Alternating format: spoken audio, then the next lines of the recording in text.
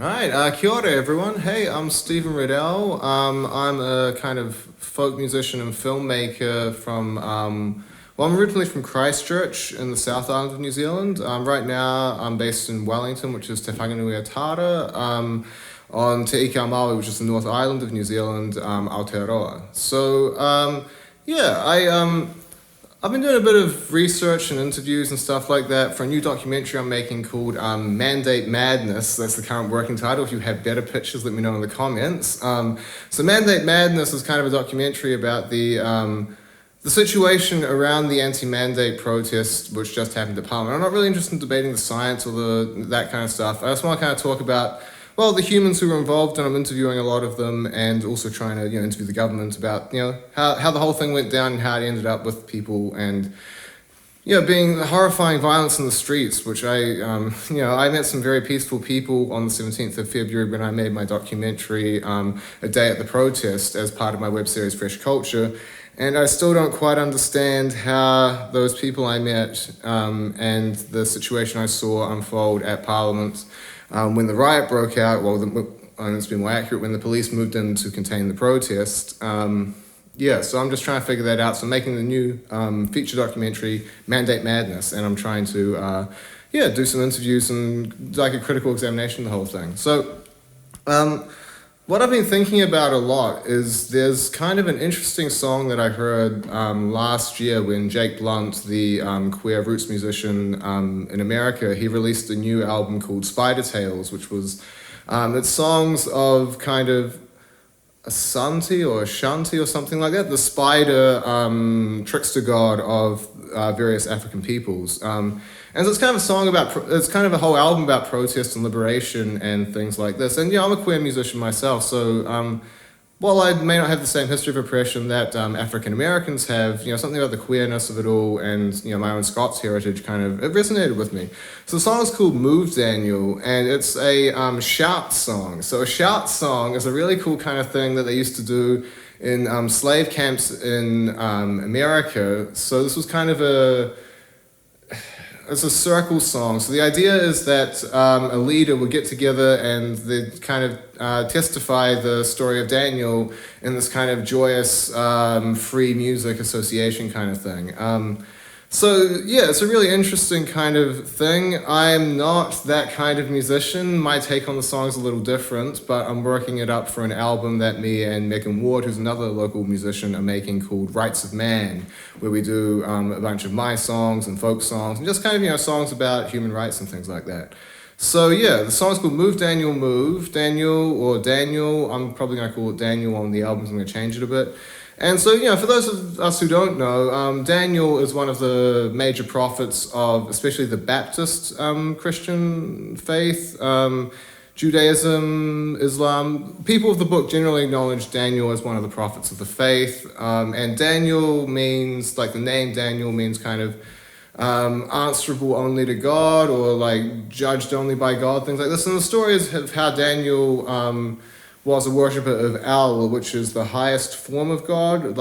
Al is the representative of the Elohim, which are the spirits, and then there's kind of Yahweh, the wrathful, the word of God, which acts in earth. It's a very complicated theology. I'm not a Christian, so I'm not going to try and explain it in great detail.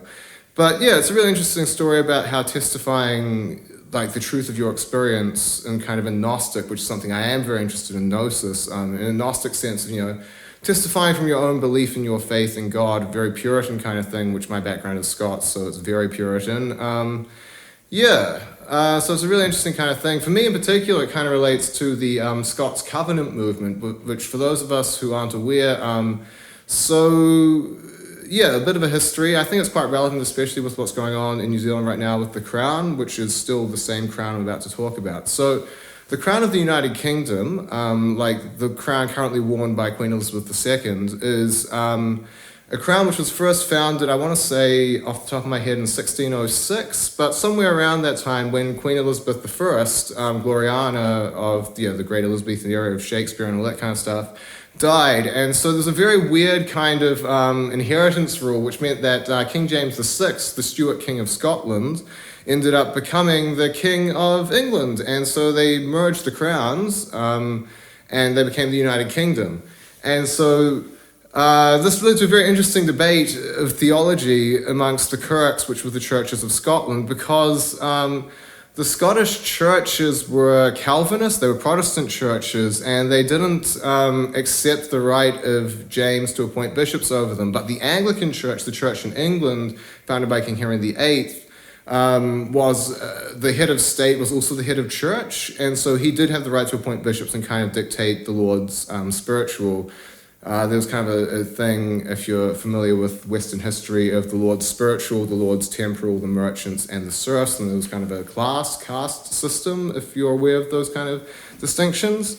But yeah, so the Scottish Covenant movement was an argument from the Kirks saying, no, James, you don't have the right to tell us how to act in matters spiritual, these are our own decisions, and this ended up, James was kind of able to keep the peace, but when his son Charles came to the throne, various disputes broke out leading to the English Civil War, in which Charles was beheaded and Oliver Cromwell usurped, it was not quite communist, but it was a people's revolution, anyway, and they took over for about 16 years or so, the reign of Leviathan. But anyway, eventually it didn't work. Cromwell was a tyrant, and he, even though the Covenant movement was integral to his success in gaining the new kingdom, this free kingdom, whatever it was supposed to be, he turned on them, and he turned on the Irish, and he turned on everyone who supported that kind of thing, and he, basically tried to kill as many of them as possible.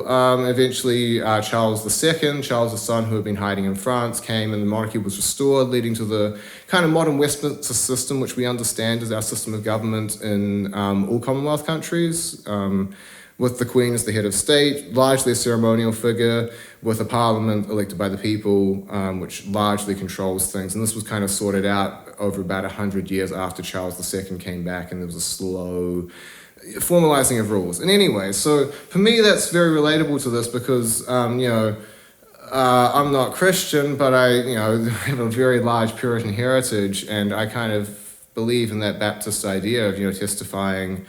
If you believe the truth, you should just kind of say it. And, if bad things will only happen to you if you're lying, kind of thing. So this is the song.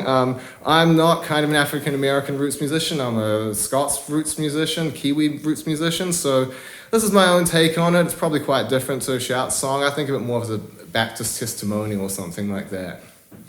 Move, Daniel, move, Daniel, move, Daniel, move. Move, Daniel, move, Daniel, move, Daniel, move. Move, Daniel, move, Daniel, move, Daniel, move. Move, Daniel, move, Daniel, move, Daniel, move. Oh, Lord, pray, sinner, come. Oh, Lord, sinner gone to hell.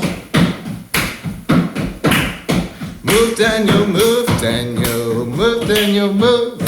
Move, Daniel, move, Daniel, move, Daniel, move. Why don't you shout, Daniel? Why don't you shout? Why don't you shout, Daniel? Why don't you shout? Oh, Lord, pray, sinner, come. Oh, Lord, sinner gone to hell.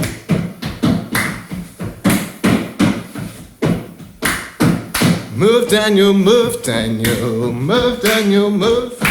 Move, Daniel, move, Daniel, move, Daniel, move. Go the other way, Daniel, go the other way. Go the other way, Daniel, go the other way. My flatmate Nadir has just come in. Whoa, Lord, pray, sinner, come. Whoa, Lord, sinner going to hell. So yeah, that's Daniel. It's a cool song. We're going to do it on the album. So I hope you enjoyed the video, guys.